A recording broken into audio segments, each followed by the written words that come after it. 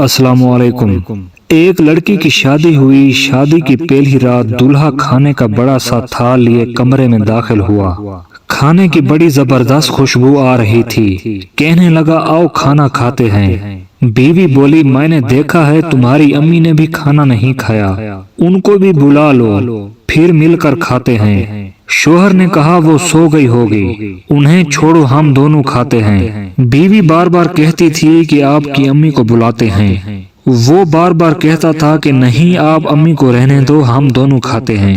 جب بیوی نے شوہر کا یہ رویہ دیکھا تو اسی وقت طلاق کا مطالبہ کر دیا۔ شوہر بڑا حیران ہوا اس کے مطالبے پر۔ اس نے بڑا سمجھایا لیکن وہ اپنی بات پر ڈٹی رہی، یہاں تک کہ طلاق ہو گئی۔ دونوں الگ ہو گئے، پھر دونوں نے دوسری شادیاں کر لی۔ 30-35 سال گزر گئے۔ عورت کے بیٹے ہوئے، بہت محبت کرنے والے، ماں کا خیال رکھنے والے، بہت آسودہ حال تھی وہ۔ اس نے ارادہ کیا کہ حج کرنا چاہیے۔ سفر کے دوران اس کے بیٹے اس سے کسی ملکہ کی طرح پیش آ رہے تھے، پاؤں زمین پر لگنے نہ دیتے تھے۔ صحرائی سفر تھا۔